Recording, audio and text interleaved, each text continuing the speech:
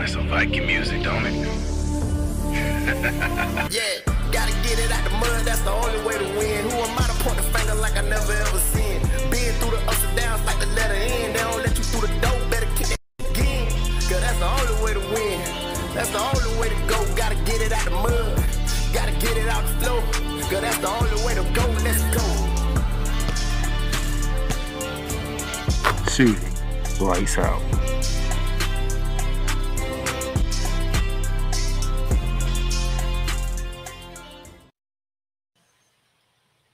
Well. It is Wednesday. It is June 5th, and it is the day before the NBA Finals begin. We are literally 27 hours away from the Finals beginning down in Boston, Massachusetts, where it's the Dallas Mavericks taking on the Boston Celtics for the right to be crowned NBA Champion of the year 2024. I'm here. The Playmaker's in the building. I might have some guests. I may not. I don't know. I reached out to them. Didn't hear nothing yet. But I am here because, I said I was going to cover the NBA Finals, and I mean what I said. So with that being said, before I dive into the NBA Finals, I do have some news from around the hardwood. So let's go there first.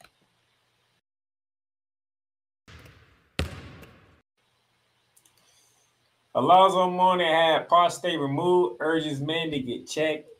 The Naismith Basketball Hall of Famer Center Alonzo Mourning underwent surgery to remove his prostate after a diagnosis of stage 3 prostate cancer, Mourning told ESPN. And revealing the test, he was able to catch it, that it didn't spread out throughout his body, and he was able to take care of it. And when they removed it, he became cancer-free. Alonzo Mourning went on to tell ESPN saying, quote, "What scares me about this disease is that there are so many men walking around feeling great and they have the cancer in them and they don't know it. The only way to find out is to get their blood tested and to get their PSA checked. There are 3.3 million men living in the United States with prostate cancer, and many of them don't even know it. I was one of those guys."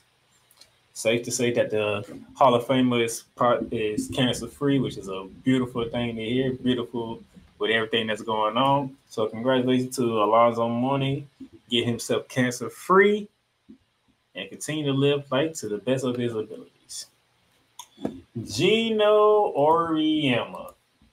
This man got a contract extension that is worth 5 more years to coach the UConn Huskies. Gino Auriemma signed a 5-year contract sticking to remain the head coach of the 11-time national champion UConn Huskies. The school announced Tuesday. The 2024-2025 campaign will be the 40th season at the helm for Gino Auriemma in Storrs, Connecticut, who turned 70 back in March. Gino Auriemma went and said, quote, "I still find it hard to believe that I have been at UConn for over half my life. I feel like there's so much more that can be done and will be done, and I am excited to be I'm excited to be the one to do it with my staff and my team. I'm probably as excited about the next few years as I have ever been over the last 40. That's what I'm saying, like the 11-time champion. But nevertheless, that man got a contract extension. The contract extension runs through April 2029 and is valued at $18.7 million, the school said. It includes opportunities for additional compensation via performance-based incentives. Auriemma's base salary will be at $400,000 per year, and he will earn additional compensations for speaking, consulting, and media obligations starting at $2.94 million for the 2024-2025 season, and increasingly by $200,000 each year thereafter.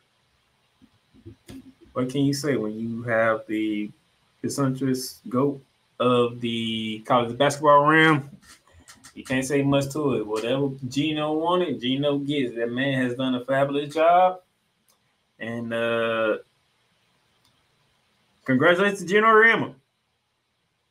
You have earned every single penny of this contract that you have gotten.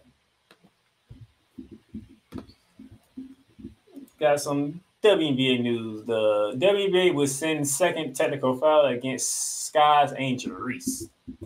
For those of you who don't know, Angel Reese was ejected within the 2.5 minute mark of the fourth quarter against the New York Liberty on yesterday, in which the New York Liberty, my New York Liberty, happened to win 88-75, which is a great thing for us. I'm happy about that.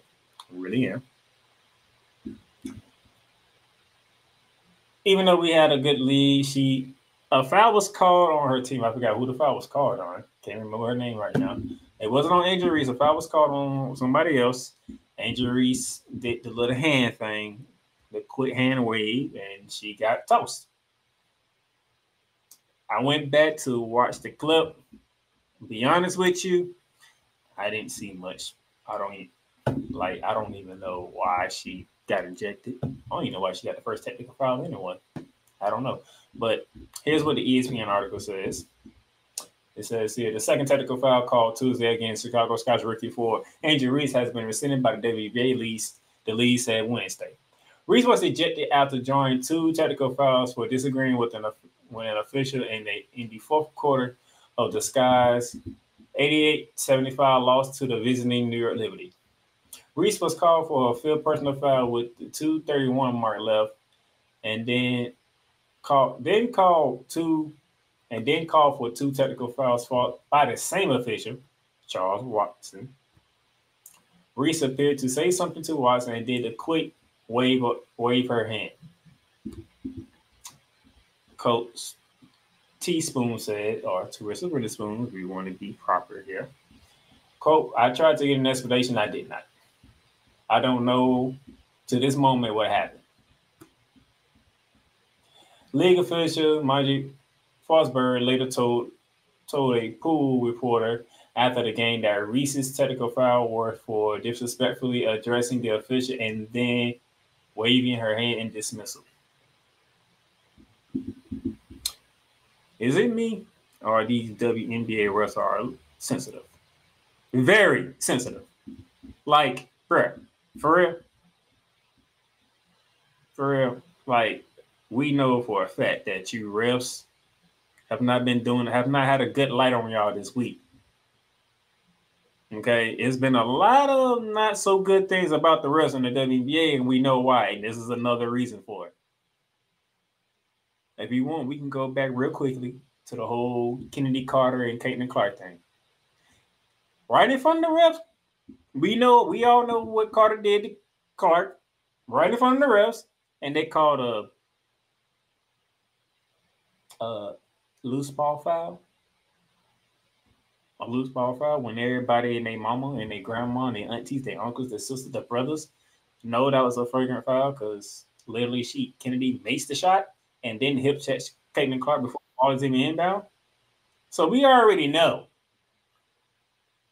that the refs didn't have a good light on them. And then to see the clip of Angel Reese getting two quick takes by Mr. Charles Watson that really didn't look like much at all doesn't help at all. Okay, now before I continue on, ladies and gentlemen, he is the EP of all EPs. He is the mad scientist. He is the man in charge of mentality with Wise at Hefe. Total Football Talk with D. Willie, Drew Willingham. And more importantly, he's the man that gets you started on the right path Mondays through Fridays with the morning show. Ladies and gentlemen, returning guest, Cole Johnson. Oh, there we go. What's up? You're muted, sir.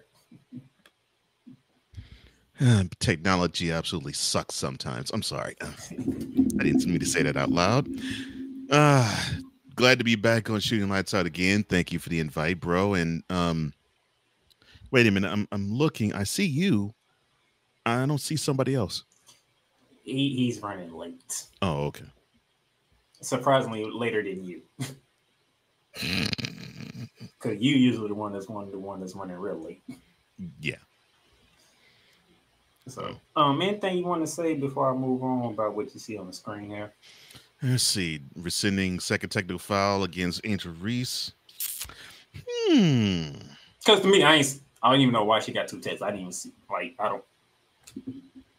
Like, really, like, that was. She said something. I don't know what she said. And then the quick hand of the wave. I mean. Well, see, that's the thing. Because I was going to say, the one thing that Angel Reese does have is a mouth. And I mean that in a good way. She tries to talk her butt off. So these rabbit-eared referees, we see it in the NBA. It doesn't surprise me we have those rabbit-eared referees in the WNBA. And sometimes those referees think that they're the show, and they forget that the players are the show. And then when they get their feelings hurt, they're like, "Oh yeah, well I'm gonna tee you up because I got the power to do so." Ridiculous. So I'm glad that actually the front office decided to say, "Yeah, Angel, yeah, you dealt with a power hungry referee. Forget him or her." No, no, It's a him. It's a him. I'm gonna say his name one more time. Charles Watson. Yeah, forget him. Dude was in his. It's even worse as a guy. To forget him, dude's totally in his feelings. Like, they were literally back-to-back technicals. It wasn't a tech here and then later on. No, it was literally back-to-back techs. When the game was pretty much in hand by my Liberty because they won by 13. So that reminds me of Joey Crawford. He had his favorites, but whenever someone pushed his buttons, he was quick to throw the T on you. And I'm thinking to myself, man, let these players play. And you got to understand, sometimes when you whistle fouls on them, they don't think they did a foul. So allow some latitude for that. To be honest, when I seen the clip, I ain't see her do no foul anyway. I thought they were calling on somebody else. But when I read the report from ESPN, the foul was called on her. What did she do to foul? I didn't even see the foul. Yeah. That's what I'm saying. Just let them talk. And, and I know the reason why he was asking for somebody early because he wanted to jump on this subject. But real quickly, so we speaking of refs, like the whole thing with Kennedy calling Clayton Clark. Like, these refs didn't even call a fragrant foul, and everybody knew. Right. They seen it on point. That's a fragrant foul. Mm-hmm. And they ain't even called it a fragrant foul. Like, what? Why does the WNBA has to sit here, upgrade fouls that should have been already called? Matter of fact, to make it even worse, y'all didn't even go down. Matter of fact, y'all ain't even go look at it. They ain't even look at it. Or in this case, downgrade. It's just, yeah. Like, refs, y'all not on a good path right now. Like, you want us to back off, but you're doing stuff that doesn't make sense. And it takes away from the period of the game. We don't watch the game for referees, watch the game for the players. And the more they understand that, the better officiated the game will be. So, all right, moving on. This one, man, oh man. Projected top 10 pick, Nicola Topic, showing that has a torn ACL. Topic is currently in Italy at the NBA Draft Combine when he went through NBA's medical examination, which includes imaging. This is how they found the partial torn ACL in his left knee. He missed some games for his Italy team. Returned, played 3 more games, re-injured the same knee. Oh man. Now, word is through the ESPN article, Topic will be traveling to the United States in the coming days and will be evaluated by NBA team doctors who will decide on the next course of action regarding surgery and a plan moving forward. His agent told ESPN that he doesn't expect the injury to have a major impact on Topic's draft stock because of his youth and initial feedback from U.S. doctors who have reviewed his MRI, saying, quote, the doctors have checked the stability of the knee, confirming that it is in excellent shape. So, there is an upside to this. Okay. When usually when you hear torn ACL, it's like, well, dang. Well, Yeah. Yeah. Normally you hear torn ACL. It's like, okay, that unfortunately that player has to at least check off a year. Yeah, that's unfortunate. But a torn ACL, but a good prognosis. Okay. It's partially torn in his left knee. It's not a full tear. Mm-hmm. Yeah, that is a good thing. Unfortunately, he'll still miss some time. It just won't be a full year, thankfully. So it'll be interesting when he gets to the United States, how the teams evaluate his knee, and what did that do for him? Because he's legitimately going into the top 10. And that's a lottery pick we talking about. Yeah. I'm about to say that's straight lottery. That's that. Speaking, one of the main things we're going to talk about is the NBA Finals today. And speaking of which, Mavs GM Nico Harris signs multi-year contract extension. The Mavs announced the deal Tuesday, 2 days before they play the Boston Celtics, which is tomorrow. Terms of the extension were not disclosed, but nevertheless, he helped lead the team to the NBA Finals. He is rewarded with a contract extension, Coach Johnson. He earned it. Much of the front court that aids Luka and Kyrie. Yeah, Harrison picked him from free agency, and it looks like some of those draft picks too are paying off. The biggest one being Lively. So they have a great mix. They have a great mix of athleticism and skill set. It's like the backcourt has all. Well, I'm not saying that Luka nor Kyrie lack athleticism, but they're known for ball handling. They're known for more the skills that they have more than the athleticism that they possess. But they do have some athleticism. But you have a skillful backcourt and a more athletic front court. You have the backcourt that has all the experience, and you have the front court that has the youthful exuberance. And it looks like the mix is great, along with, of course, Jason Kidd on the sideline pulling all the right plays. And yes, I think we haven't talked about Nico Harrison enough in how he pulled together a right team, getting the right pieces to put in the lineup and in the organization to get them here for the first time in 13 years. So yes, I would rarely do this for anything Dallas, but I'll tip my cap to Mr. Harrison. Great job on the team that you assembled to have them get to the finals. Starting with the pickup of Kyrie. All right. And speaking of the finals, Kristaps Porzingis plans to play in the finals, even though not sure if he's 100%. I can tell you before I hopped on the show, word came in. He is not on the injury report.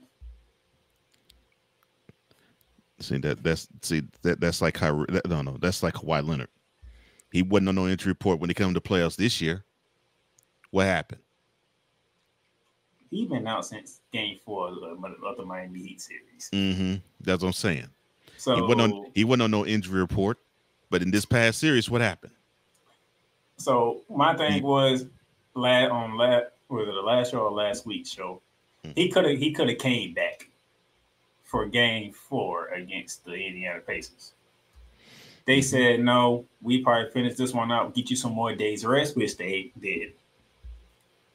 And now it looks like he's a lock to be back in the lineup for the Boston Celtics to tip off the NBA Finals. So Boston Celtics fan, you should feel good. You have your starting center back. You better hope you have your starting center. You need him.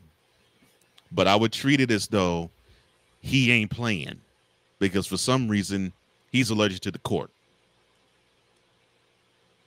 And the final. Oh, there's wood. Achoo! I can't play.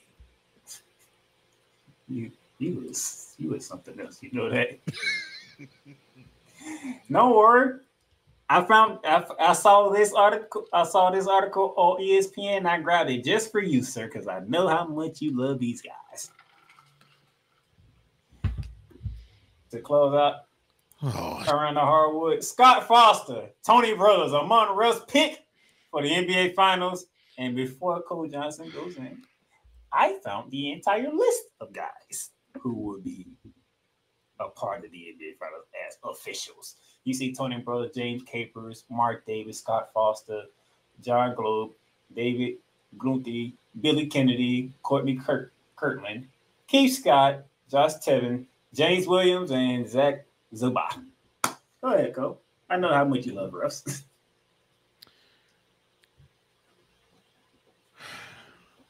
how should I attack this? All right. You know, there used to be a time where you actually had refs where you knew them, but you knew them because they actually did their job. Now it seems like if a ref has a name, you know they aren't doing their job right. And yes, Mr. Foster, I'm looking at you because you seem to harbor feuds. You seem to have ill will. You seem to have chips on your shoulder. And yes, I'm referring to you having it in for one Chris Paul. And if you can have it in for one player, it's a chances are you can have it in for any player. The goal of a referee is to be the unbiased arbiter of the sport. You are the judge of the sport, where it doesn't matter what the plaintiff or the defendants look like. It doesn't matter what the opponents look like. Doesn't matter who's a home or the visiting team. It doesn't matter who's on the team. It doesn't matter. It doesn't matter how tall or short they are or how black or white they are. All that matters is that you make sure the game flows fine and the game flows well. And if something goes out of pocket, then whistle. Unfortunately, though, you have this penchant that if you see somebody you don't like, the whistle comes out just a wee bit too soon. That's a problem. And we can't have this, especially on what is supposed to be the grandest stage all of NBA. You could say, well, the All-Star game is. No, it's not. You can now say the in-season tournament is. It most certainly is not. The playoffs, yes, it's huge, but the finals is the hugest stage. You know, this is their Super Bowl, and you can't taint the NBA's version of the Super Bowl, but that is how you are, Mr. Foster. So now when we look at you starting tomorrow night, when we see this series go into Boston, we have to look at you and make sure that you're not quick with the whistle or you bog down the game because you're so tender-eared and you're tender-eared and you are joystick ready. And you're guarding the joystick because you feel as though that's going to get hurt. That's a problem. So be unbiased, please. And don't have a grudge for anybody. I don't care if it's Kyrie, Luka, Jason Tatum, Jaylen Brown. I don't care. Don't have a grudge for anybody. Call it down the middle. Please. Please call this series down the middle.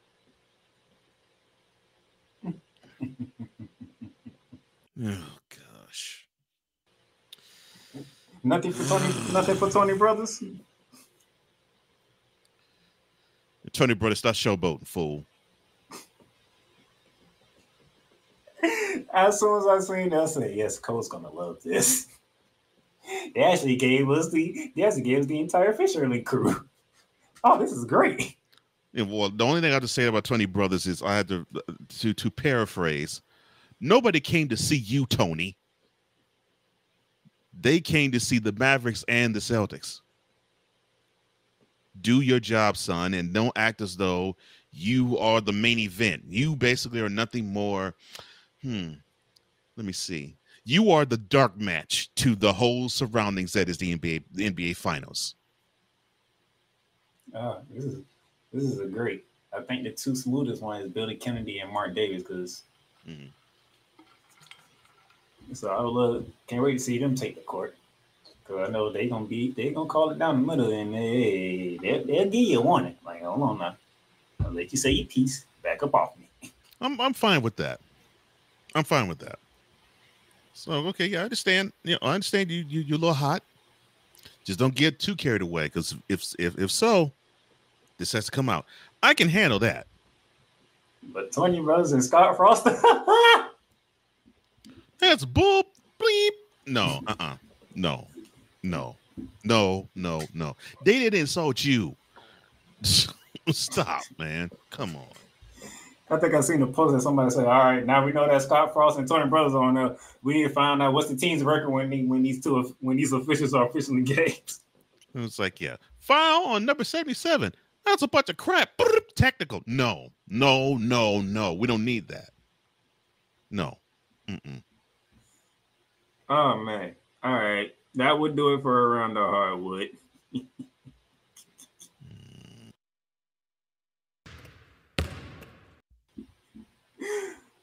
All right, we're going to take a break because I knew that was coming. I was waiting for that one. When we come back, we're going to talk NBA Finals now.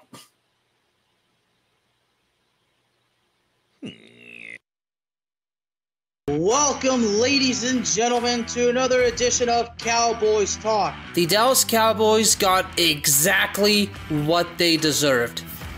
Let me say that one more time, because you know it's true. The Dallas Cowboys got exactly what they deserved. Dak Prescott is overrated and he shouldn't be paid, okay? And the same thing with Pollard. I mean, Pollard breaking the tackles at that 57-yard touchdown run. I mean, we needed that big time. 33 points in the fourth quarter. Let me say that again. 33 points in the fourth quarter. And that's off of 4 turnovers committed by the Colts. See, at one point, and the fact that at the end of the third quarter, it was 21-19, and the final score was 54-19. Now that, ladies and gentlemen, that is completely unexpected. Cowboys Talk is available on all streaming platforms, including Spotify, Apple Podcasts, Google Podcasts, Amazon Music, and YouTube. Oh, yes. The tradition, the pageantry, the spectacle, the history. The slut. Wait. I gotta rep my brother's stuff right. All my DMV soldiers, stand up! And welcome to the Commander's Gridiron Report. You want your commanders to be repped right? Well, D. Willie is your man. Commander's Gridiron Report. Every Monday at 3:05 p.m. Eastern, 2:05 p.m. Central.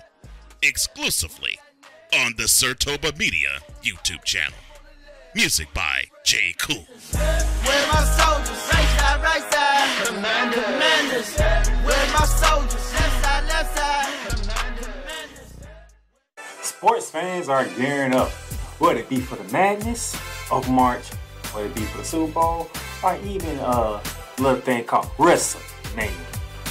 You can get all that at Fanatics, where they have a wide selection of gear from every league, including the NFL, the NBA, the MLB, the NHL, the NCAA, and the WWE. So go on and show that pride, that passion, that dedication fan that you are by whipping your team, your league, all your favorite players. Fanatics, official license, everything.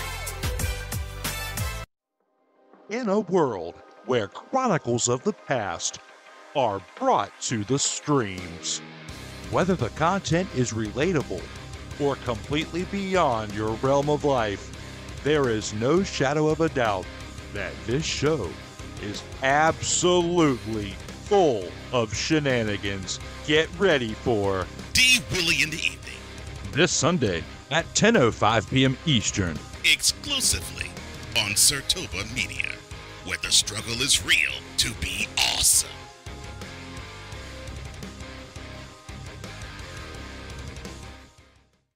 This is a BS3 Network presentation.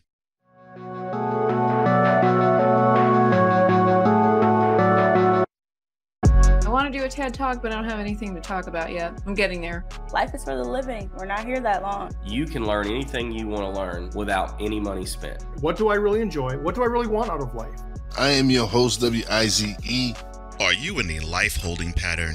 Well, this is for you. Welcome to the Stuck in My Mind podcast. Live every Monday, Tuesday, and Wednesday at 4 p.m. Central.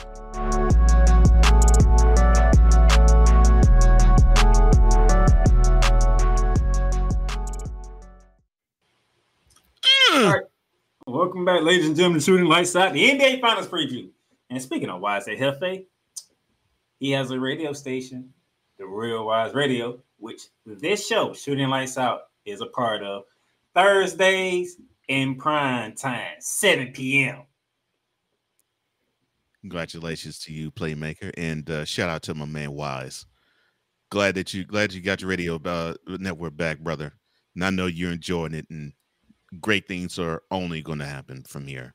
And speaking of that, y'all had a great show Monday with Mentality. Oh, thank you.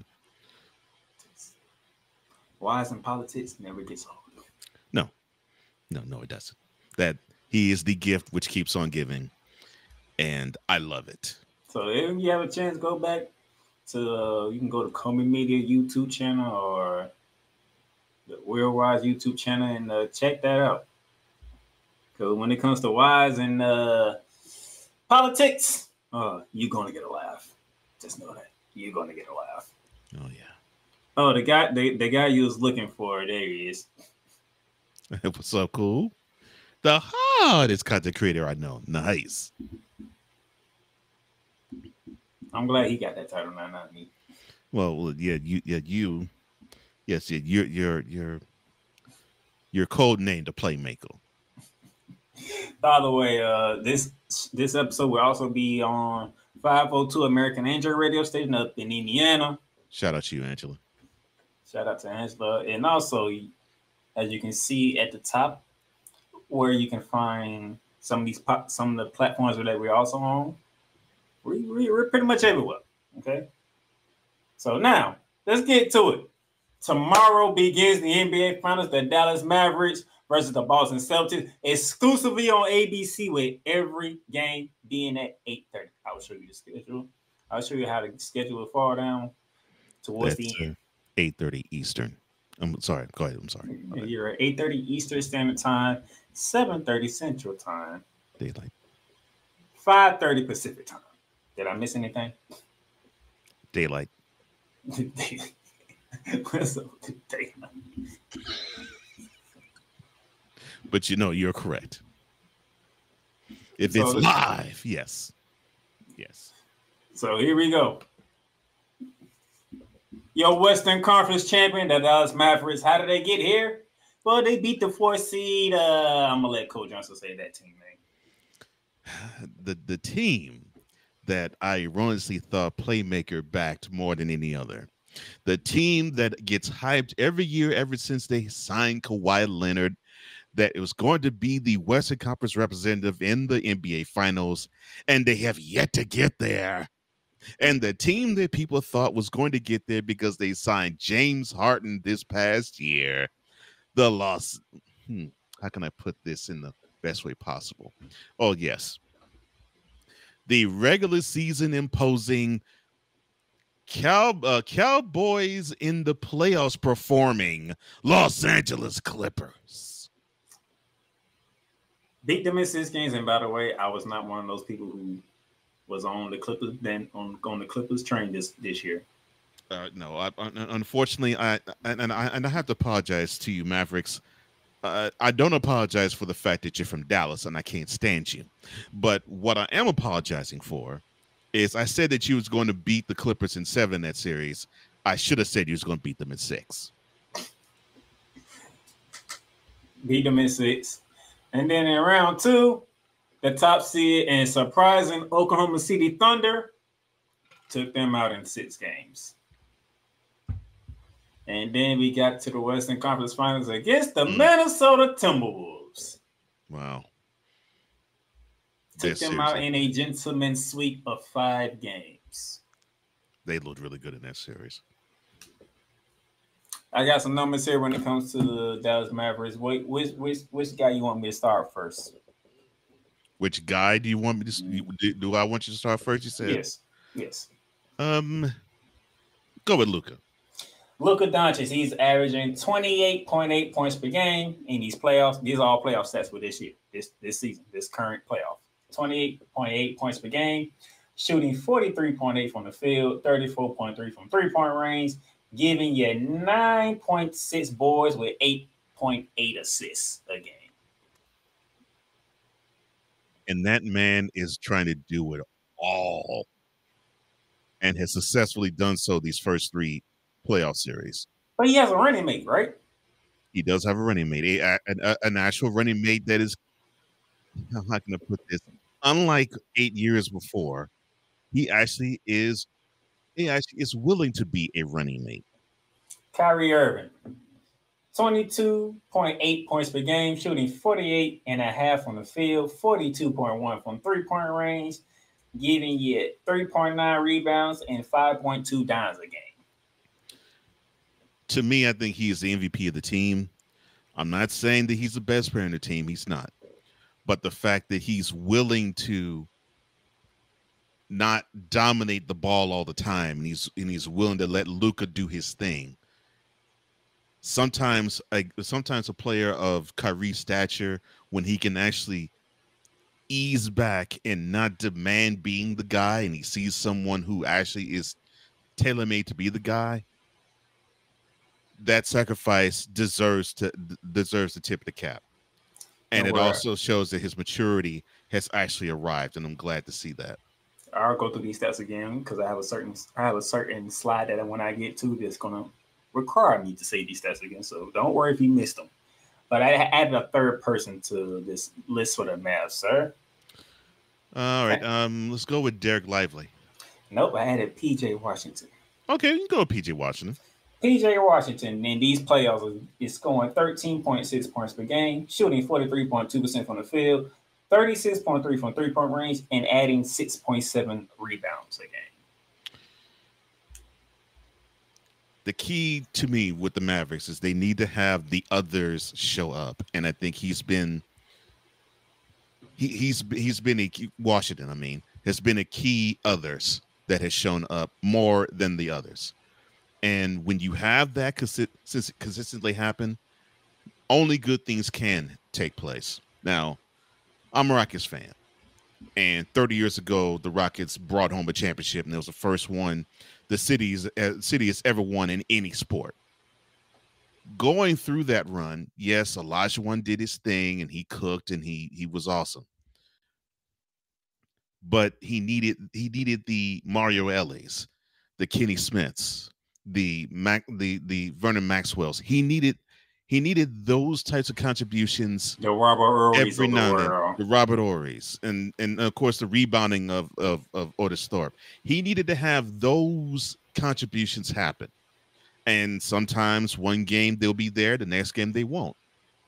But if one person didn't show up, the other person will take its place and actually show that he would be the one to carry the load along with Hakeem.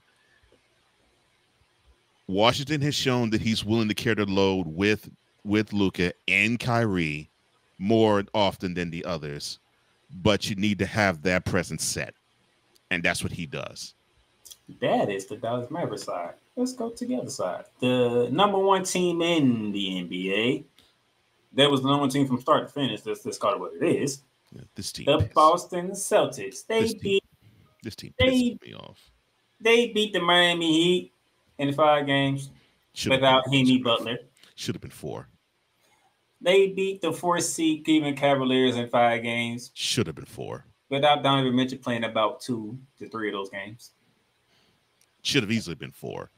And they beat the 6th seed and surprising Indiana Pacers in 4 games in a sweep. They should have routed them at least the first 2 games in Boston.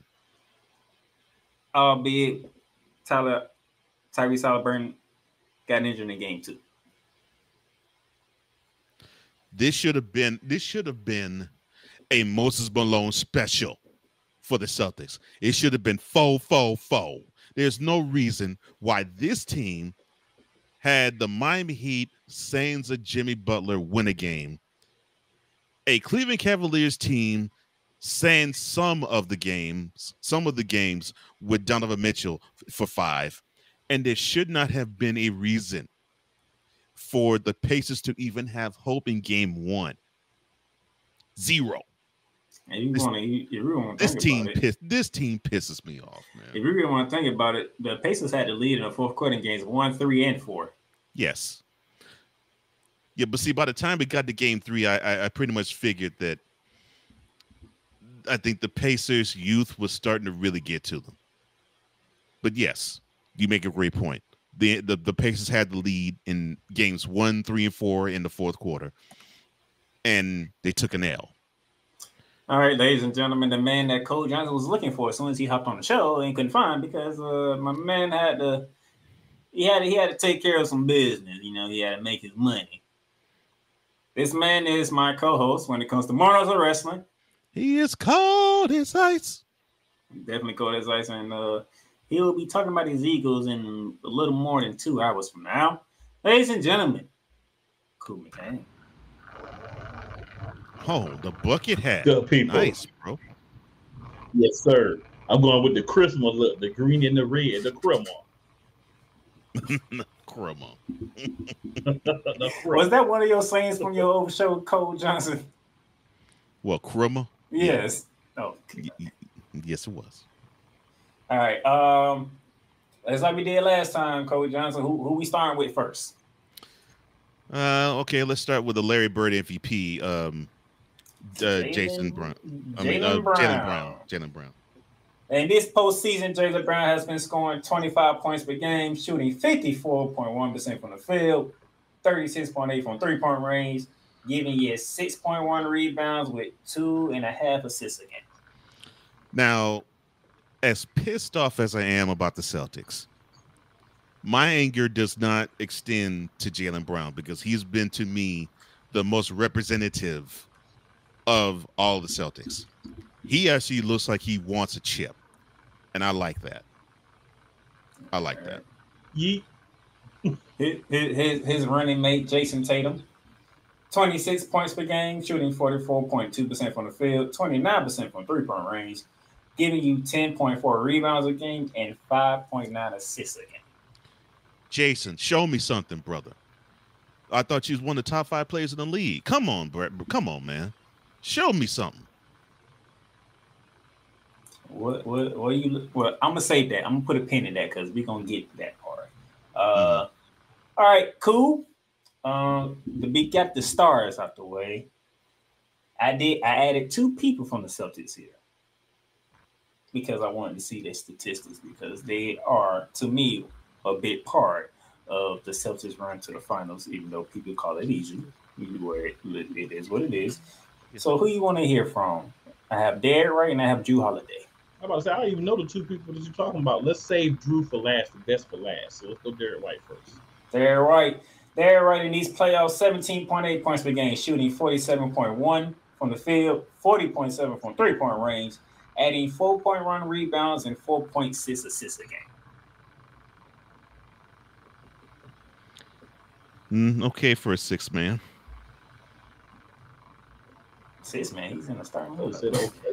Well, no, I got that, but I mean, I look at him as like a 6 man. Yeah, he's a 6 man at the start, but he's yeah. And then we go to Drew Holiday. Drew Holiday is scoring 12.7 points per game, shooting 48.9% from the field, 39.7 from 3, giving you 5.6 rebounds and 4.6 assists. We all know with Holiday, it's not about the offensive numbers. Even though they are good. No, it's good. But we know with Drew, it's not about the offense with him. Facts. All right. Now, what we're going to do is this. Let's dive into 2 storylines real quickly here. Okay. One of the main storylines is quite obvious. It is Kyrie facing the Boston Celtics.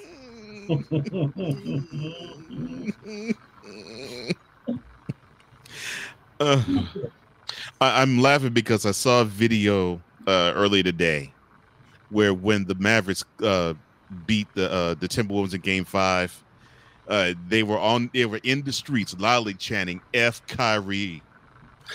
I did see that as well, sir. F Kyrie.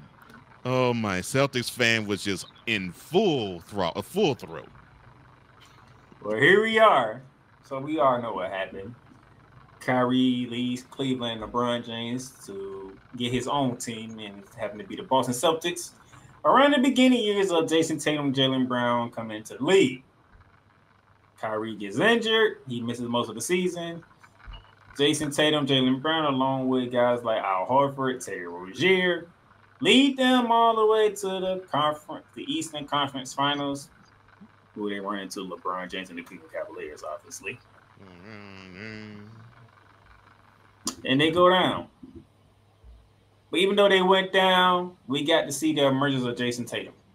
Matter of fact, if I remember correctly, correct me if I'm wrong, gentlemen, I think did Jason Tatum dunk on LeBron James in that series? In the fourth quarter of Game 7 of that series. Just saying. Kyrie tries to come back.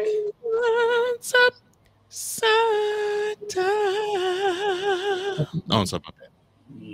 You and your catalog of music. I was about to add a sleep don't come easy. Sleep don't come easy. Oh my goodness. I forgot Anyway, Kyrie, the young pups wasn't having it because it was like, we just made it to the East Finals without you, dude. What you mean? And by the way, Gordon Hayward was on that team too, so. Mm-hmm. Kyrie is not happy. KD's about to leave Golden State. Let's go join Brooklyn. But the year before though, Kyrie was sitting mid-court, nobody in TD Garden saying, quote, "I want to be in Boston for the rest of my career," close quote. And then we cut to what happened 9 months later. And a lot of people determined that was a lie. Exactly. And with him going to Boston with KD. And we seen what happened when the Brooklyn Nets had to go against Boston Celtics with Kevin Durant and Kyrie Irving. And the Celtics loved him. They loved him when he got to Boston. Fully loved him. They loved him so much that the Boston Celtics swept the Brooklyn Nets. Oh man, they gave him love, and Kyrie with the middle finger gave him love back. And they handed him a broom too.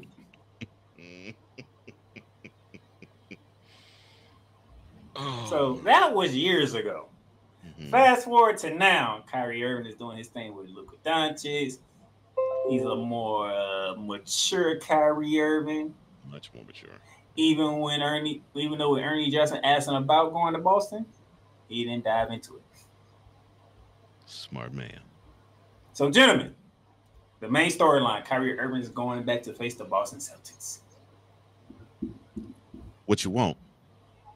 Whatever you want to go at. All right. My man wearing the Eagles bucket hat. I want to hear what he has to say. Okay. So, my thing is simply this. They don't like Kyrie. Jason Tatum don't like Kyrie. Jaylen Brown don't like Kyrie. They don't like him. And they're going to make sure the rest of the team understand he not like us.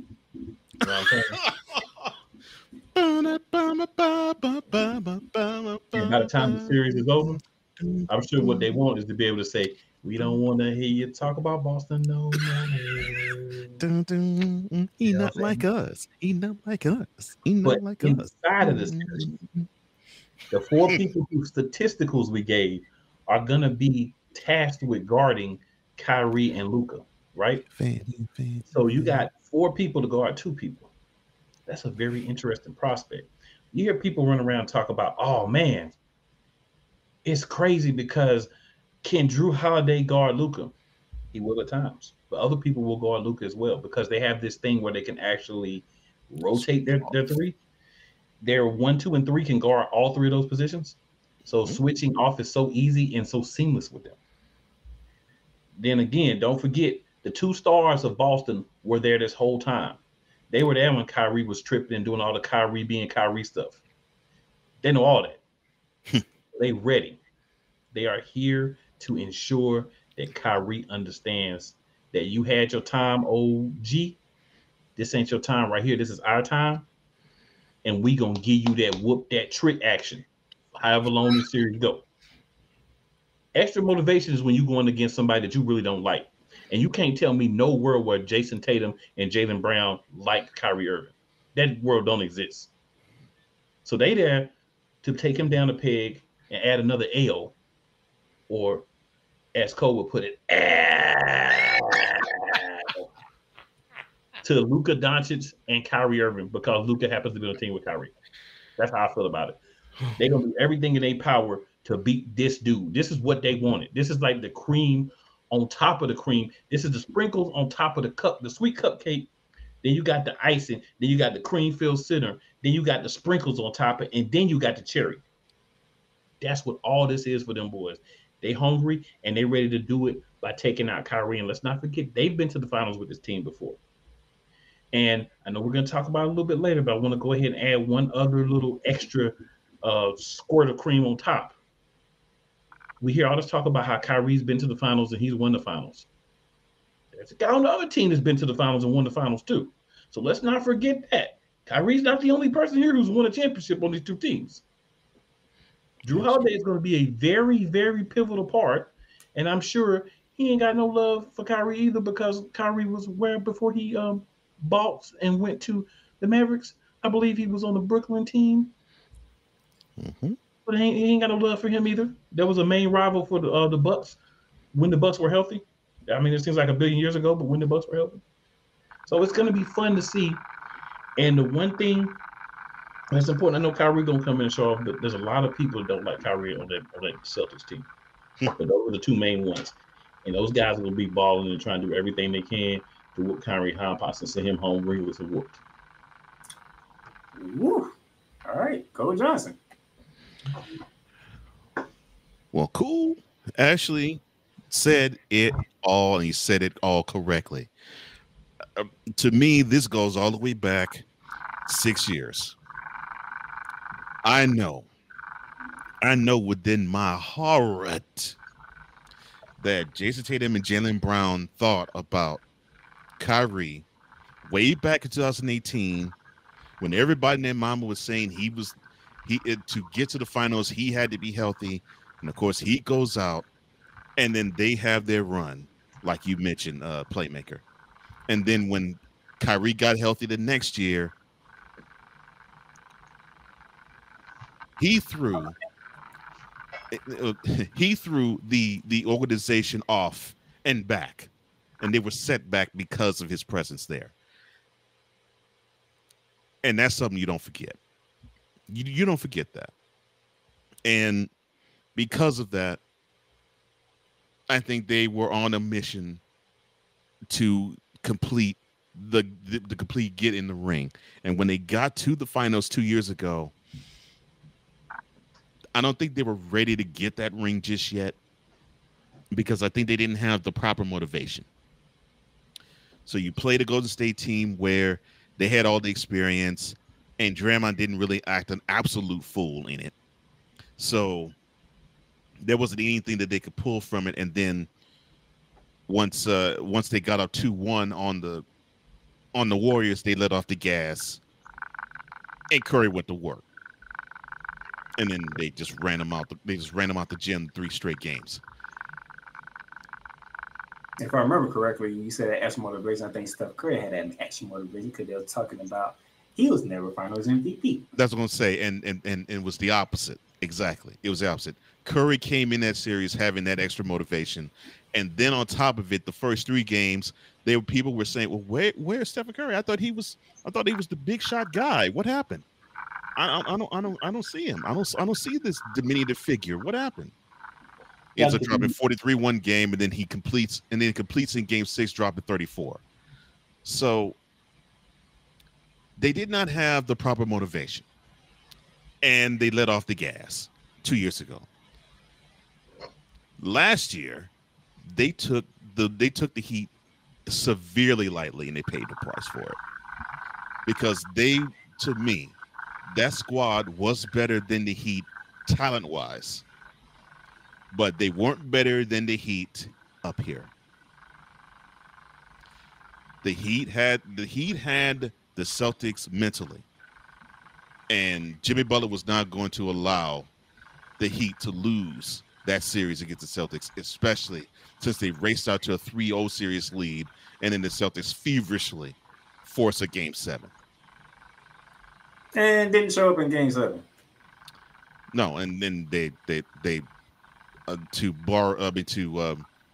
for lack of a better term, they shot their load in Game 7.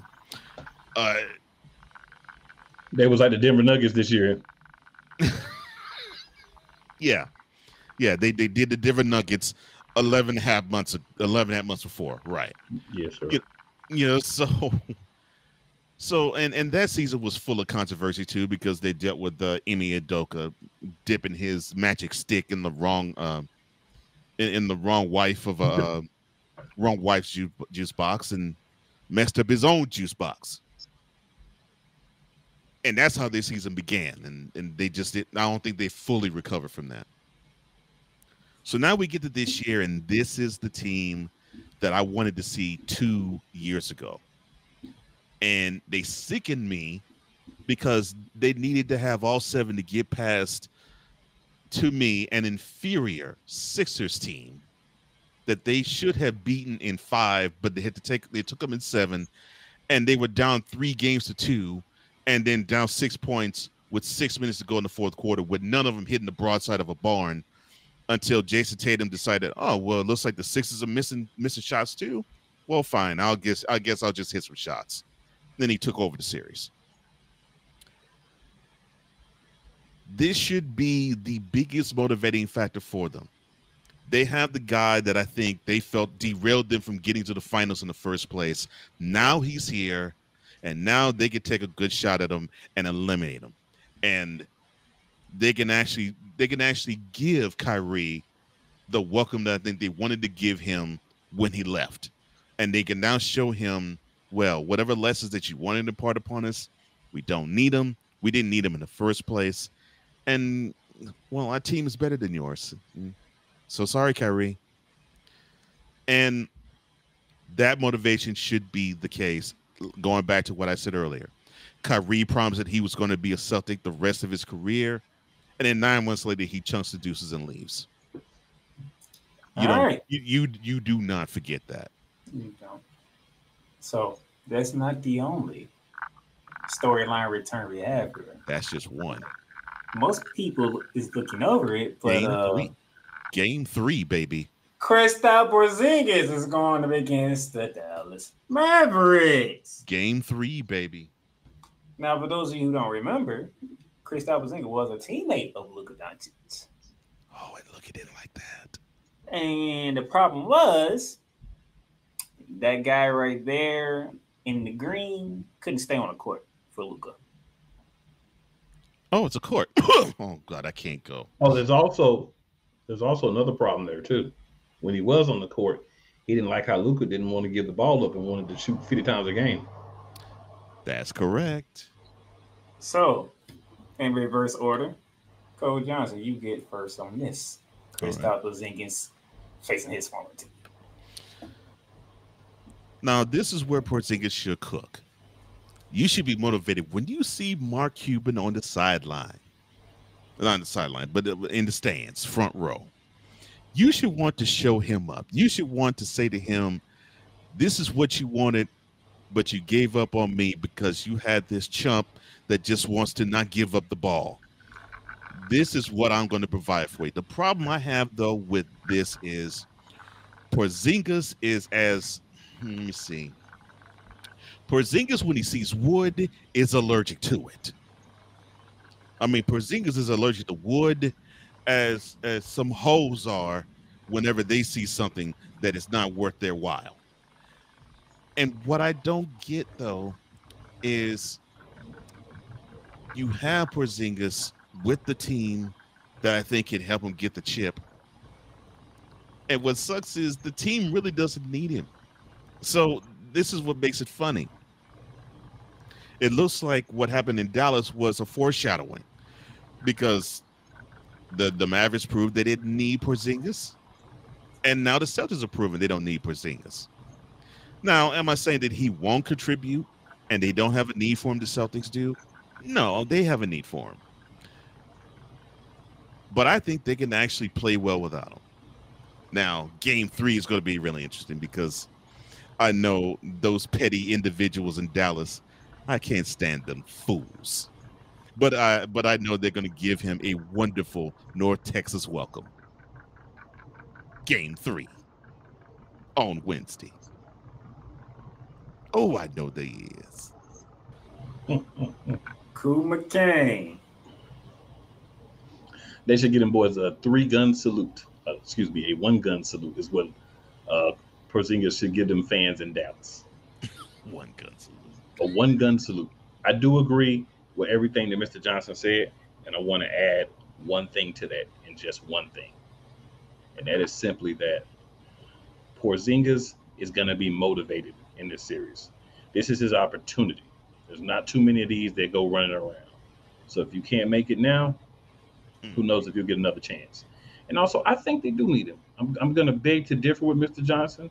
I think they do need Porzingis because they need a little bit more size against this Dallas team. So I think they will find usefulness for him, but I don't think he's going to be able to play more than about 15 to 20 minutes at best in the series.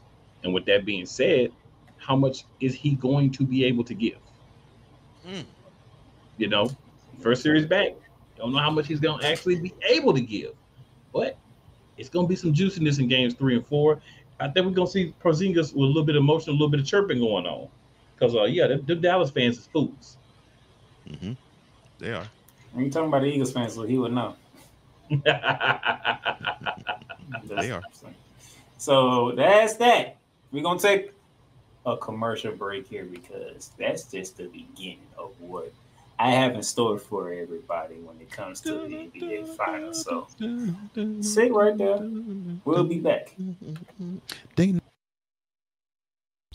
The largest egg producer finds bird flu in chickens at a Texas plant. Weather. Devastating tornadoes rip through the heart of the United States. Inspiration. A breast cancer survivor completed the journey of chemotherapy and now begins a future one of matrimony or sports. Michael Jordan is shown on a photo with Diddy. LeBron James has a video extolling the virtues of a Diddy party.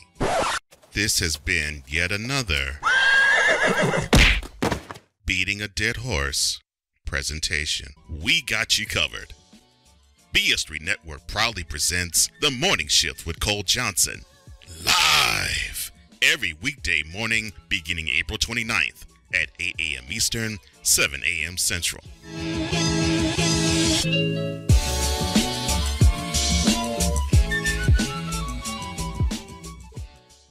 Welcome, ladies and gentlemen, to another edition of Into the Net FC. Kylian Mbappe just all of a sudden finally understood his role, and I think he finally understood that everything Kylian Mbappe has accomplished already, there is still a hell of a lot waiting for him in the future. Kylian Mbappe is only 24 years old. He has accomplished so much, and you know what? Kylian Mbappe has not even reached his prime. Finally seeing, the Marcus Rashford we have been hoping for such a long time, But, this game, after everything Manchester United has been, doing lately, this was actually the ultimate test, to see if Manchester United, honestly was all of a sudden for real. I explained this. The United States, maybe they have to suffer this loss as a lesson to learn to prepare for the future. Because 4 years from now, the World Cup is in not 1, not 2, but 3 countries. The United States of America, Canada, and Mexico. Into the Net FC is available on all streaming platforms, including Spotify, Apple Podcasts, Google Podcasts, Amazon Music, and YouTube. Shop hats and official sports gear at Liz. Liz is the leader and #1 destination for hats, gears, and everything that moves you, making it the perfect shop for fans to find official sports hats, merchandise, and gear. Represent your team, your town, and your style with a snapback adjustable fitted hat or beanie from thousands of college and pro teams.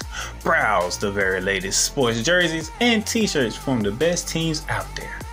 Lids has officially licensed professional and college sport team apparel and hats featuring the hottest brands and trends. Shop online or visit one of the 100 stores across the country. Locker Rooms by Lids. Hey, Eagles fan. Join my man Cool McCain and a host of others as they break down every single game, every single week in an objective manner, and also from a fan's perspective as well. Remember, this cast feels just like you. Nobody likes you. And you don't care. Fly, Eagles, fly. Eagles Elite Podcast. Every Wednesday at 8:30 p.m. Eastern on YouTube and other podcast outlets.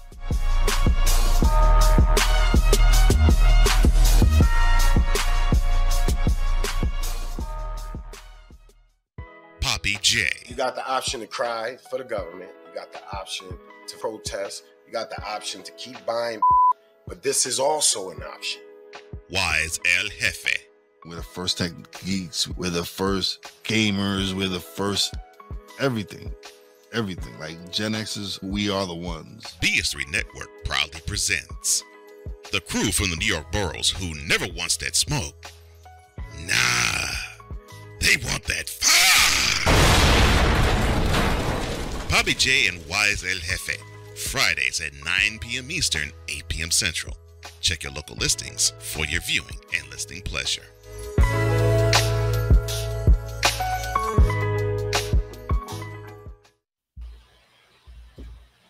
All right, ladies and gentlemen, welcome back to Shooting the Lights Out here. NBA Finals preview. And for those of you who saw the Fanatics commercial and the Lids commercial, Lids is have free shipping over $24 going on right now. So if you want to get ready for the NBA Finals or even the NHL Finals, you can shop at Lids, get free shipping over orders over $24. All right. So we got the returns out the way. The things that people love the most, right? Mm-hmm. Let's dive into what we really want to look at when we watch these games. All right. First off, the coaching battle. Jason Kidd for the Dallas Mavericks, Joe Mazzulla for the Boston Celtics. Jason Kidd, if he can do what he did in 2011, he will become the 8th player / coach of the same franchise to win NBA championships in both spots. Joe Mazzulla, as Cole Johnson said earlier, the Celtics were here 2 years ago. You was the coach. You're right back here. Did you learn anything? He wasn't the coach then. He wasn't. That was Ime Udoka. That was Mr. Magic Stick Wielder. Yeah. How many names you got for that man? How many names do you have for him? Didn't he take over for Udoka during that year? No. He took over for him the fall after. They went to the finals in June. The Celtics decided to eliminate him in September, I think. Oh, okay. We have to trust Mr. Johnson now. Mr. Johnson say so? You don't hear me saying nothing back. Yeah. He's already triple confirmed it. I was just a little confused myself. My bad. Your first time, Joe Mazzulla. This is the stage. You made it to the Eastern Conference Finals last year, and Henry Butler punched y'all in the mouth. Maybe that's what I'm thinking about. Now, yeah, now you got past that stage. Now you got to the biggest stage there is in the NBA. You do have a champion on your team, and Drew Holiday, who won with the Milwaukee Bucks. So what's going to happen here in this coaching battle? And I'm going to start with Coach Johnson because that's one of the main things Coach Johnson looks at when it comes to championship games is coaching.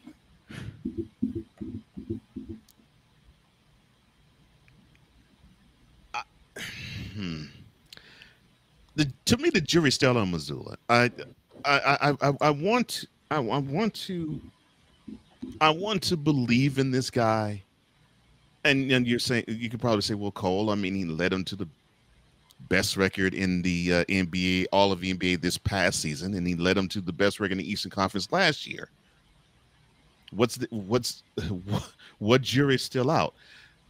The problem that I have with Mazzulla is that for some reason, there's times this Celtics team takes games off, and when I see a whole team take a game off, the first place I look at, it's not the star player, it's not the bench players, it's not the role players, it is the head coach. I look to the sideline. Game 2 against the Miami Heat. Game 2 against the Cleveland Cavaliers. Game 1 and 3 against the Indiana Pacers, even though they won them. And see, I didn't even have to mention the game, and my two brothers did so. That's the issue I have with Mazzulla. This team is too talented, and I actually had a meeting with one of my coworkers, and we talked about the Celtics. And I said to him, and this was around November, I said, "Look, your Celtics," and he's from Boston. I said, "Look, your Celtics is the most talented team in the NBA, and I'm not blowing smoke because you're a Celtics fan. This is the most talented team in the NBA. Where they're going to fall flat is Mazzulla. If he is going to have this laissez-faire feel, if it's going to be this blah, blah, blah approach, he's going to take to his team saying, well, I got the best squad. I just put forth the strategy, and then we just go from there. I just roll the ball in the court, and I just let these athletes go for it. If that's the mentality he has, then that team is going to suffer. Now, they should have taken the example from what Juicebox Destroyer did beforehand, and that was the fact that when he saw the team get lazy, or when he saw the team have a lull, he would get in all their behinds, just like he would get behind other women's behinds other than the alums. But I digress. He just gave his man another nickname. He just gave his man 2 nicknames on the same show. See. So what I'm saying, Mazzulla, is you should take after Ime Udoka.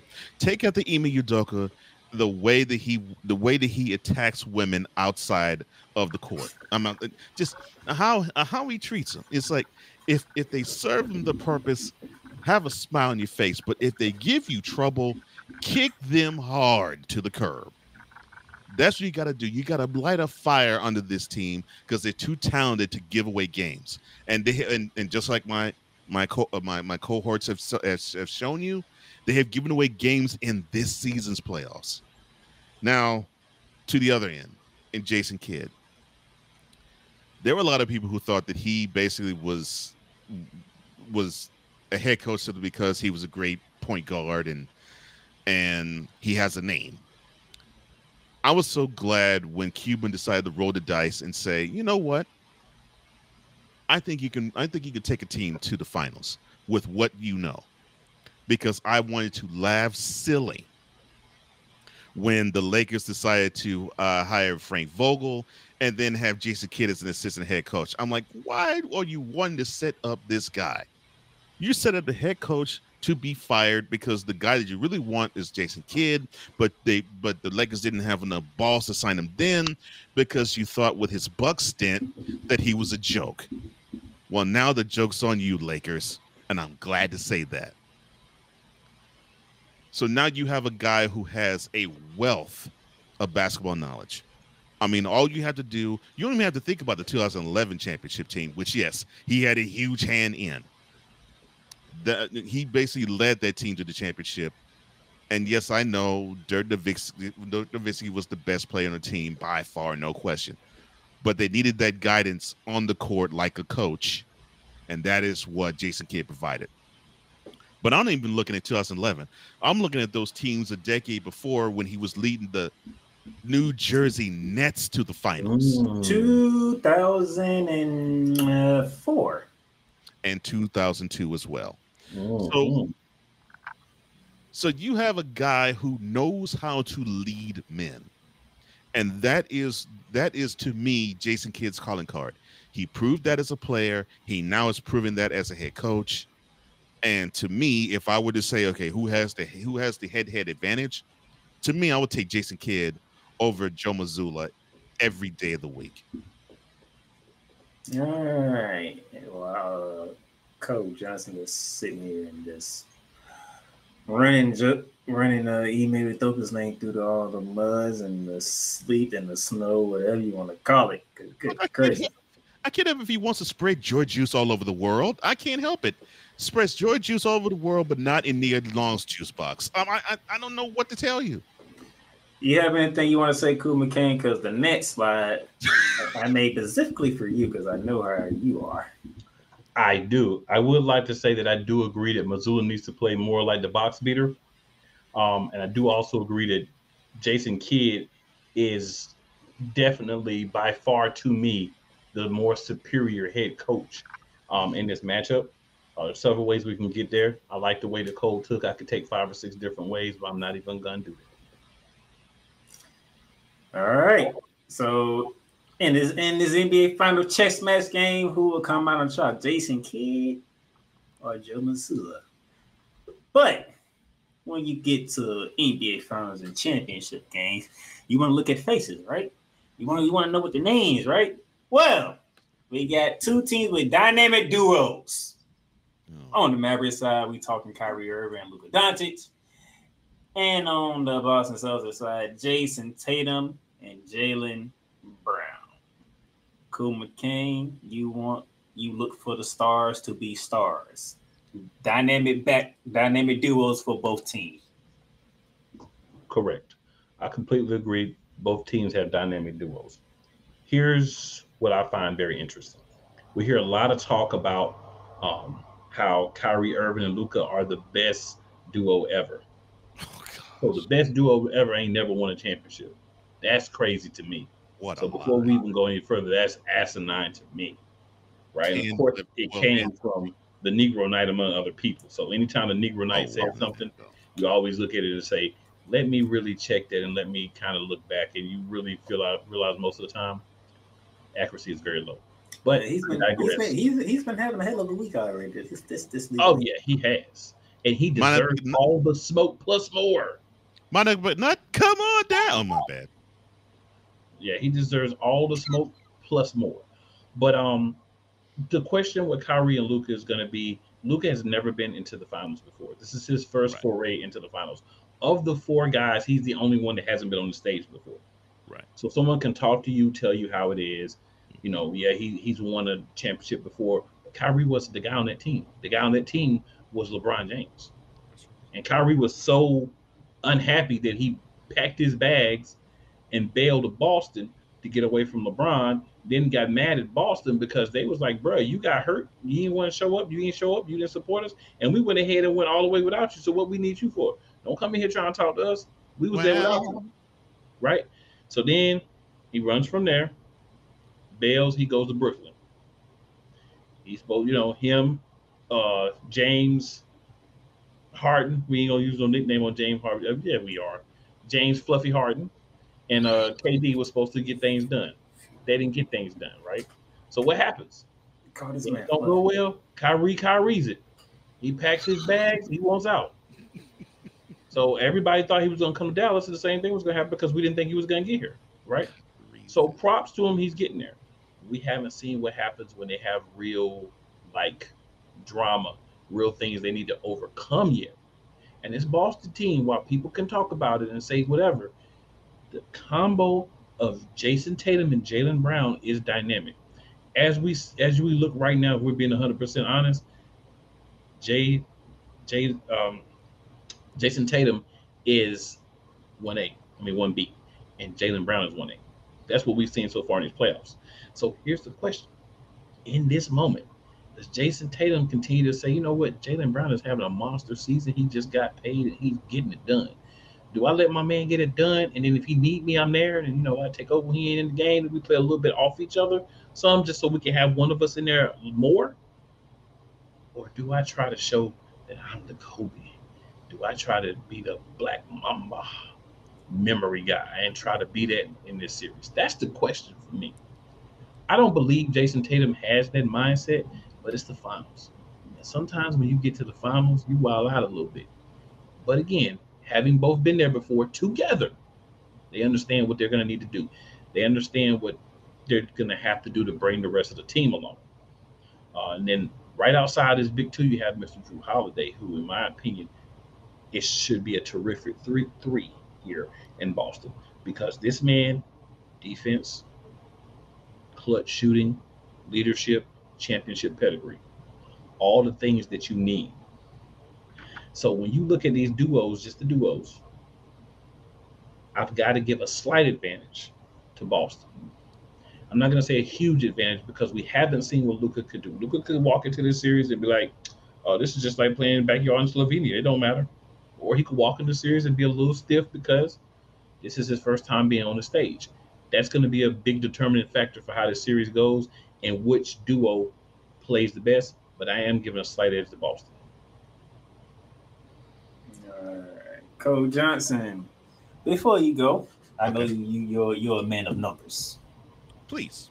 So combined for the duo, combined for the Mavericks, right? Mm-hmm. 51.6 points per game. 43.2 shooting percentage from the field. 33.3 from three-point range. Combining for 14 assists, 13.5 rebounds a game. That's the Dallas side. You want to stop there, or you want to go with the Boston side as well? We go with the Boston side too. Jason Tatum and Jaylen Brown, they combined for 51 points per game, shooting 49.2 from the field, 32.9 from three, combining for 16.5 rebounds and 8.5 assists a game. See, and that's why I agree with Cool when he says that it's a slight advantage to Brown and Tatum. The tact I'm going to take is this. And Cool is correct with Luka, since this is his first foray in the finals. And of the four, he doesn't have experience on this stage, but the other three do. And you can talk about how the experience is, but you got to feel it. You got to get your hands dirty, or in this case, your feet wet. And you got to put the time in the finals, because it's a totally different ball game from everything else that leads up to it and precedes it. The tact I'm going to take is those who really wanted to run with the narrative that Luka Doncic and Kyrie Irving are the two best closers on a team that an NBA squad has ever had in the history of the game. Nah. No. I'm not going to insult many others. I can go with Jordan Pippen. I can go with Shaq and Kobe. I can go with Kareem and Magic. I can go with Bird, and you can choose Parrish or McHale. I could go Isaiah and any of the other bad boy pisses you want to pick between Dumars and Lane Beer. It's just too many. Heck, I can go with Oscar Robertson and Lou Alcindor. Yes, I mean, we do got a team up in the Bay Area. You know, and I think they won 4 titles.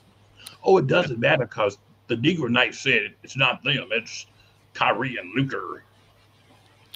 You see, this is where recency bias gets and seeps into sports media. And this is why people think that when you hear these mainstream analysts say things, ridiculous things like this, that's why people will have the balls and the gall and the nuts to actually say, "Oh, I could do that job," because this guy sounds like a nut. Matter of fact, speaking of that guy, is why. Speaking of that guy, didn't he call that court in the Bay Area like the greatest shooters guy has ever created? Until Luka and Kyrie got together, yeah. And he had to he rode the he rode the back of Mark Jackson because he was the first one to actually say it. Best shooting backcourt in the history of the NBA, and Mark Jackson said that in 2013. Mark Jackson should have known because he was the coach until they forced him out, and then they gave Steve Kerr Steve Kerr gets all the praise. Right. Credit to Steve Kerr. Steve Kerr always said this Mark Jackson was a big part of that. Yeah. Steve Kerr did. He was the hugest part of it to me. But Stephen A. Smith didn't start saying that about them until 2015. Why is that important? That was when that team won their first championship. Oh, no Kyrie and no Kevin Love. That was the following year. Oh, I'm sorry. No, that was that year. I'm sorry. My bad. But look, you play with who is on the court. And people can say, and I'm glad you actually said, that's a wonderful segue, Playmaker. Thank you. I'm just saying, because that's what he said. So since we're talking about him, I'm just going to throw it with what else he said. That's a wonderful segue because people are already starting to line up and say, well, the Celtics, they've had this grooved run through the playoffs. I mean, you had the Heat without Jimmy Butler, you had the Cavaliers with half of the games without Donovan Mitchell, you had the Pacers who are already young, and then they played without Tyrese Halliburton for a game. I mean, this was an easy run for the Celtics. You play with the cards dealt. I don't give a crap who is on or who is off the court. It does not matter. And I will say this until the cows come home.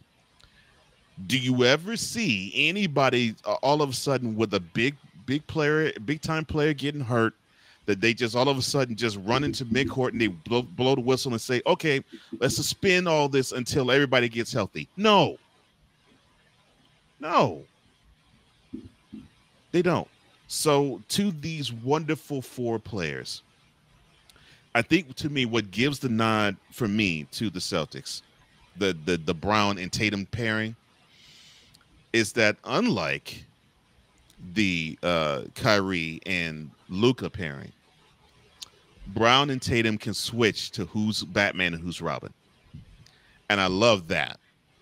I love the fact that it doesn't have to be Tatum that's the number one guy all the time, and Brown has to be the number two guy all the time. To me, the success of the Mavericks, it depends on Kyrie not stepping on Doncic's toes. Doncic has to be the Batman, and Kyrie has to be the Robin, and Kyrie knows it. All right, and I like one more storyline here, because this storyline has begun since October. And y'all probably asking, what storyline is that? Well, there's this question out there that's been out there because, LeBron James is on the other side of that career. Lord have mercy. Yeah, that he feels sick that he's not playing with Kyrie anymore. No, not that one. Not that one. Follow me here. LeBron's on the other side of his career. Kevin Durant is around that time too, and Steph Curry is as well. And a lot of names were thrown into this hat. Bronny James. Only two remain. Who wants to be the face of the NBA? Luka Doncic or Jason Tatum? And one step to become the face of the NBA is one, you need to be a champion. Anthony Edwards' name was in the hat. Luka took him out.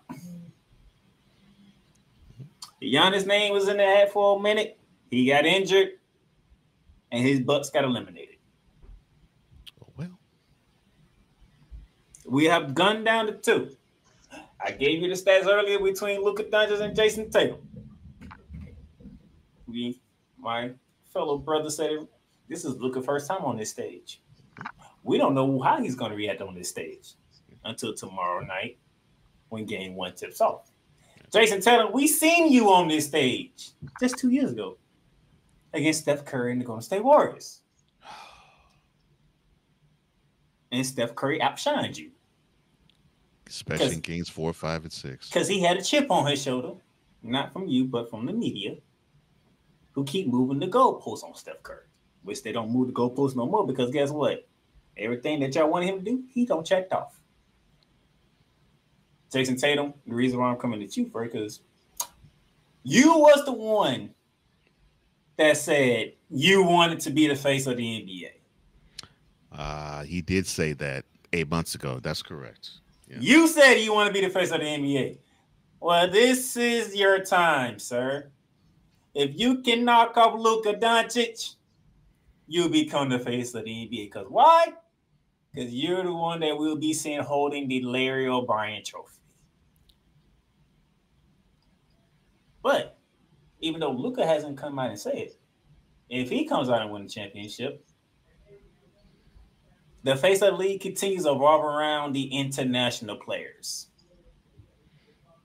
From Giannis to Joker and then to Luka. So, Kool McCain, Luka Doncic, Jason Tatum.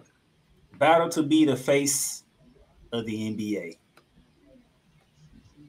So, I vehemently disagree that either one of these gentlemen will be the face of the NBA. I wonder why. This series. Right? There's 2 gentlemen who are in consideration for face of the NBA. One is both of them in the Western Conference, and neither one of them are from another country. Okay, so make sure everybody clear. I'm not trying to put Jokic there. There's 2 people who have the opportunity to be the face of the NBA. That's Shai Gilgeous-Alexander and Anthony Edwards. You know why? Because you can't be the face of the NBA if you exist in your prime, start or ending, with someone who is the face of the NBA. SGA is not at his prime yet. Anthony Edwards is not at his prime yet. Jokic is in his prime. He's existed at the same time as one LeBron James. Even though LeBron James has been around for 80,000 years, it's still true. Steph was the face of the NBA for a time. They was winning championships. We got to give him that. But so let me put it like this. I'm not going to go on that tangent right now. Let me put it like this. That's my thing. But I'm going to answer the question that was presented, but that's my true feelings. So if Jason Tatum beats Luka Doncic, right, or the Celtics beat the Mavs, Luka doesn't play as well as his first time in the finals. What are people going to say? Oh, well, he did win, but, Luka's only been there one time, and he didn't really know how it was, and, you got to give a guy a chance, and, if we see a rematch and Tatum wins that, then maybe he's the face of the league. Tatum, you've been around too long to not have asserted your dominance yet for me to consider you the face of the league anymore. You could be one of the faces, but you can't be the face. Luka Doncic, been around for a while, finally getting to the finals. So he wins, right? They win. Oh, well, Joe Mazzulla sucks as a coach, which I think most people agree with, right? You had Kyrie, who's been there and got it done before. You had more depth. There's so many excuses that can be made the other way. And plus, I don't think either one of these guys, again, are 1-2 in the league right now. I think we're starting to see the young guys that are young now, not the guys that kind of came along when LeBron was near the end, but still being LeBron. We're starting to see these young guys because, to me, your era has to start as the twilight starts for the other guys, right? Luka, Jokic, Giannis, all these guys, they have existed in we'll even co-brand it, the LeBron James, Steph Curry era. So you can't get to 2/3 of the way through your career and then it's your era. No. So to me, it's the young guys.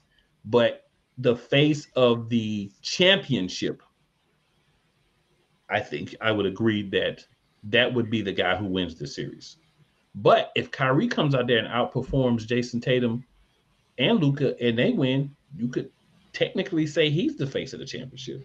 And if Jaylen Brown does what he's been doing all playoffs and outperforms Jason Tatum and they win, you could definitely, not even arguably, you could resolutely say that Jaylen Brown might be the face of the championship. So it's a 4-person throw up there, but I can't say the face of the NBA because they haven't done enough outside of this. We haven't said all season that Jason Tatum has dominated that team. Who's the Eastern Conference MVP? Jaylen Brown. Right. Mm-hmm. And though he is the Western Conference MVP, he ain't never been to the finals before. So I gotta see it.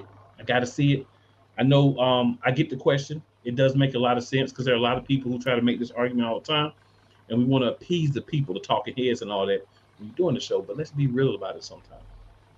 These young boys got to be the new face. We got to have somebody that's starting out year 2, 3, and still building. As we see Steph and LeBron go through their twilight. That's what it has to be. All right, Cole Johnson. All right. Answer this question is neither one. I'm just going to bluntly just start there. I like both guys, but let's be completely honest here. Doncic has been the best player the last 3 years in the NBA. Who in mainstream media gives him the love of him being the face of the league? Nobody. Nobody. The same will be true with Luka Doncic. Nobody's going to give him face of the league love. They're not going to do it. Here's how I can tell you this. And Cool was on point. It will probably either be Shai Gilgeous-Alexander or Anthony Edwards, which one probably gets to his first finals first. And the reason being, and I know this is going to hurt Cool, after Game 7 of the Western Conference semifinals, and this was off of a bad performance by him, everybody and their mama was fortifying the Michael Jordan talk that was starting to take place around the beginning of the first round. And, everybody was saying, okay, well, hey, he took out the defending champs. Looks like he's going to be the guy. And he gives me Jordan vibes. All right, let's see where this goes. Well, he's not ready yet. And that happens. That happens. It happened with Jordan. I mean, Jordan bumped his butt many times before he won his first ring, let alone the other 5 that came afterwards. So you got to cut your teeth in this league. But face of the NBA, if Jason Tatum and Luka Doncic are truly fighting for that crown, there's a song that Metallica did. It was back in the mid-90s. Whoever wins between those two, they would win the crown of King Nothing. Because, and Cool said it correctly, Mr. Tatum, this is the end of your 7th year in the NBA. I don't know anybody who has been awarded the face of the NBA 7 years in. And you can give me Jordan didn't win his first ring until his 7th year. Yeah, but he already had multiple slam dunk championships, already started to have MVPs. In fact, he had multiple MVPs before he won his first championship as well. And he had the endorsement deal where you saw him all over the place the 6 years before the first ring. Can we say that about you, Mr. Tatum? No. We can't say that about you because, let me think. How many MVPs have you won? Exactly. The same amount as me. Yeah. How many other functions such as like slam dunk championships or 3-point shooting contest or anything outside of that you've won? Very little. Maybe an all-star MVP, if that. And I can say the same thing for Luka. Now he has a Magic Johnson MVP for the best conference finals player. But he has not ever won an MVP. He is not plastered all over the screen and has not been plastered over the screen 6 years before he's in the position to win his first ring. So when you say face of the league, other things have to line up besides what you do on the court. And I will even push back and say, although, yes, I would love to say that Stephen Curry is one of the faces of the league and he could share that era with LeBron James. Unfortunately, he is not, because when he was winning those rings, everybody and their mama was just simply on their knees, mouth wide open, hands ready to grab the joystick of LeBron James to shove it in their mouths. It was LeBron James and everybody else, and it has been ever since 2003. It is that way 21 years later, and I am sick to my stomach about it because the dude is in the twilight of his career, and he hasn't been the best player in the game for at least 7 years. But guess who people want to hear first? Him. So right now, Luka Doncic nor Jason Tatum will kick LeBron James off that perch as face of the NBA, because neither one of them, I'll put it this way to close it out. Think about any grandmother figure, if you don't have your grandmother still living. Think of any grandmother figure. If she can say Luka's name and she can say Jason Tatum's name, then you have your face of the NBA. Guaranteed that woman will be saying LeBron's name. And that is how you determine who's the face of the NBA. If the casual fan can say, oh, yeah, I know that boy, or I know that guy, or I know that player. Yeah, I see him all the time. You won't say that about these two. You barely say that about Kyrie. You won't say that about Jaylen Brown. And as I said, the best player in the game right now is Nikola Jokic. You can yodel his name, and he's not getting endorsement deals. Nope. No. None of these players are battling for the face of the NBA. They're getting Nathan. One thing, I just want one pushback, Mr. Johnson. There was about a 5 or 6 year period where you did have LeBron's joystick in one side of most people's mouth, but Steph's was slapping him on the cheek and going in the other side too. I'm just saying. Look, I look, in my opinion, and I've said this in other platforms, I'll say it on here. LeBron got all the endorsements, and to me, when I think face of the league, I think, okay, who leads off Sports Center? Who's in my grandmother's mouth? Whose name's in my grandmother's mouth? And who is adorning every commercial known to man? And even in that stretch where Stephen Curry was winning chips, people were still talking about LeBron more than him. And I was like, the dude ain't winning chips.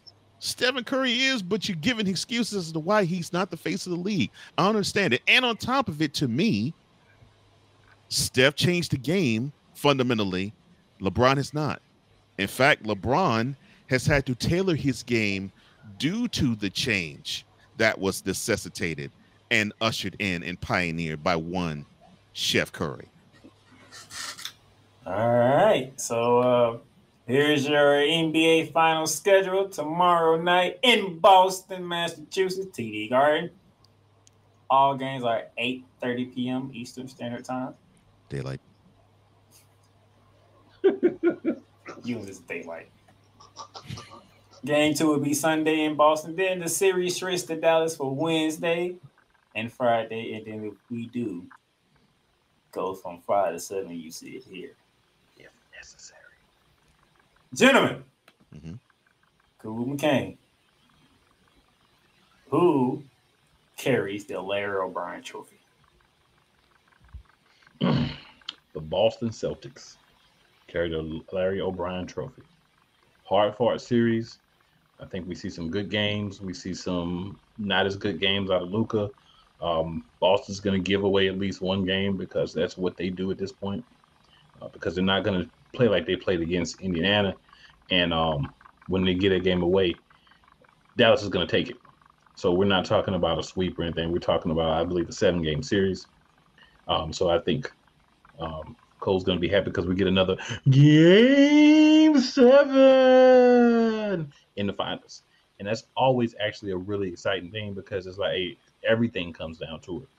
I think Boston just has a little more leadership. I think Porzingis coming back is going to be a boost for them because it kind of allows other people to shift into their normal roles where everybody had to kind of step up into a different role with Porzingis gone.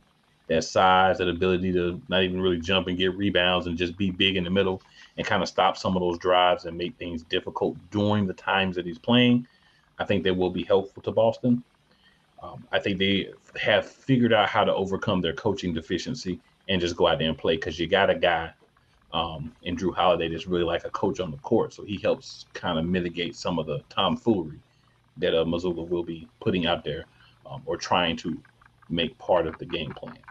So I think Boston, but I think a hard-fought series. I think both teams play really well.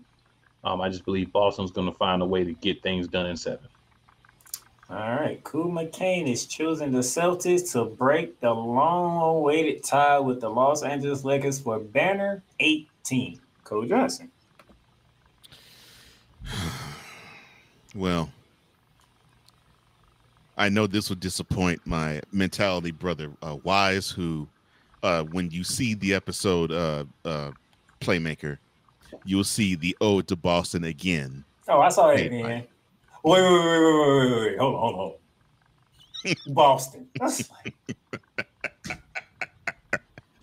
Oh, so I know he's not gonna like it from the standpoint of it's Boston, but being the objective sports fan he is, he understands this too. The Celtics have the better team, and they overcome the fact that Mazzulla is woefully undermanned in terms of the sidelines because Jason Kidd is the far superior head coach. And yes, look, Kyrie is a dynamic player, and Luka is one of the best closers in today's game. There's no question about that. And the Celtics will give away a game. I, because of my love of Dallas, would love to say Boston in 4 so bad. I would love to say the Celtics in a sweep.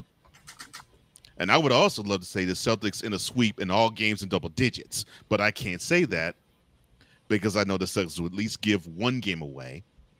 And the Mavericks are a really good team. Just don't message me. Okay. It's like when it comes to the Boston Celtics, I'm the one who you message. Because it pisses me off. This team is so talented and they just give games away. And I'm like, you got to be kidding me. They should be running circles around teams, and they just simply lay down for these people as if they're hoes. I don't understand it. I still don't understand it. As talented as they are, they give just hurt me, daddy vibes every single series. Just hurt me, daddy vibes. That is what pisses me off. That's why I talk to you, Playmaker, and I'm saying this team deserves to take L's because if they're not going to own being the best team on the court, they don't deserve the ring. And that is why I'm upset when it comes to the Celtics, because they should just simply run circles around these teams, and they should run circles around the Mavericks, because to me, the starting positions, they have more talent. But again, I know they're going to give away at least one game. They may give away 2 because they may find a way to actually just let the Mavs hang and let the Mavs hang and let the Mavs hang, and then you might see Luka do the Kristaps Porzingis like what he did Rudy Gobert in the last series. Oh, Rudy Gobert sucks though. No, I agree. I agree. He put the defensive player of the year on skates. I loved it. You might see that with Kristaps Porzingis, but yes, but seriously, Celtics in 6, and the Celtics just piss me off because they should play much better than they are, and that they do. So both of my brothers are choosing Boston to get that banner 18 to break the tie with the Los Angeles Lakers. What was that cool? You know what's great about it though? Porzingis and Luka play at the same speed, so he gonna be able to block them shots. You got a point there. And ladies and gentlemen, I'm gonna join my brothers. I'm picking Boston. From Boston. Y'all been here before. Yeah. Y'all should learn y'all lesson the first time. Yeah. You don't have somebody like Steph Curry who's on a mission, right, to prove the media wrong. Mm-hmm. Luka is gonna be Luka regardless. Oh, Luka's gonna get his. There's nothing the Celtics can do about that. Luka's gonna get his. You heard Cool McCain says y'all don't like Kyrie. And and I'll say this: Kyrie's gonna get one of those FU games, to the Celtics. So, he's good for one of those. So to put a stamp on what happened a few years ago between Kyrie and Boston, JB, I look at Kyrie and says, "You already got one. This one is ours. Sorry about it. Not sorry." He said, "Sorry, not sorry." Strong playmaker, strong. Said it with his chest. It was strong. He most certainly did. This because guess what, Boston? If not now, then when? When? There you go. There you go. Then when? Because I got a feeling Luka will find a way back into the finals. I think Luka will find a way back to the finals. Luka will find a way back to the finals, and he's going to find a way to win one of these games too. But Boston, y'all been here. It's going to be a lot harder for Luka to get back though. Oh yeah, the West is stacked. Yeah, the West is stacked. Yeah, I'm with you on that one. The West is stacked with the team, with the talent they have now, and like you said earlier, Cole, the talent that is on the rise. So the three of us are taking Boston to win that 8th team banner, and to be a little petty, I would like to laugh at Lakers fans. I could give a crap about Lakers fan. I would love to laugh at them. I would love to laugh at them. I agree. I would just love for them to fall off the fall into the Pacific Ocean.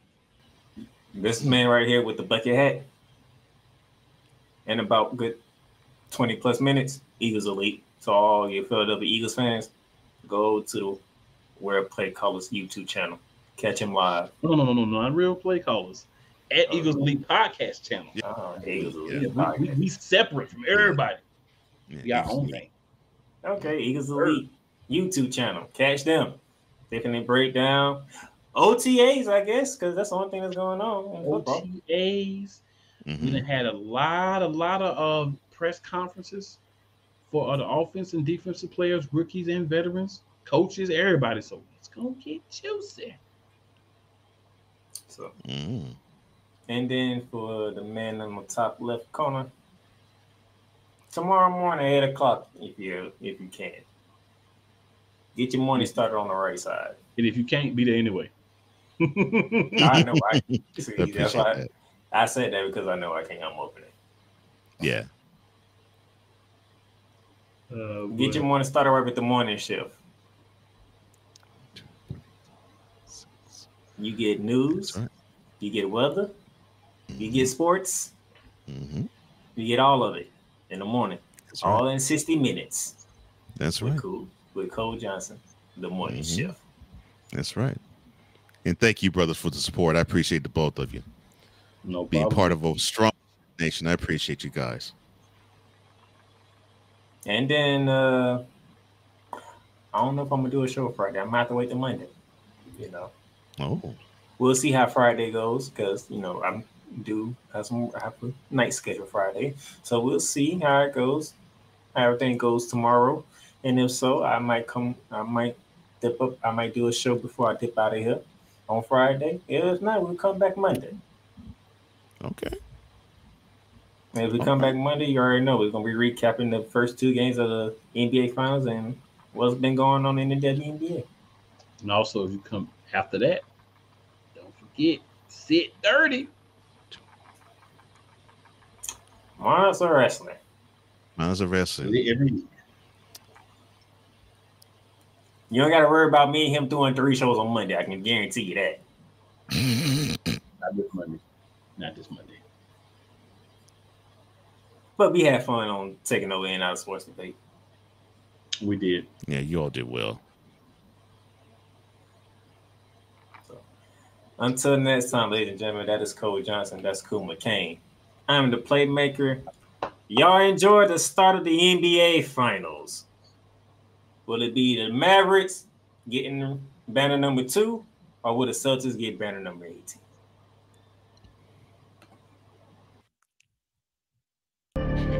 You've done great, but you can't stop here. You can't stop now. You gotta keep going. Through all your trials and your tribulations, you gotta keep pushing. Now, finish your canvas. Yeah, gotta get it out the mud, that's the only way to win. Who am I to point the finger like I never ever seen? Been through the ups and downs like the letter N. They don't let you through the door, better kick that again. Cause that's the only way to win.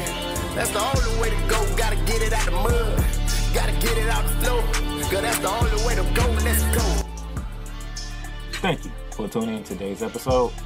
If you want to follow the podcast, you can follow it on all streaming platforms, including Apple Podcasts, Google Podcasts, Spotify, Stitcher, and a whole lot more. This has been Shooting the Lights Out.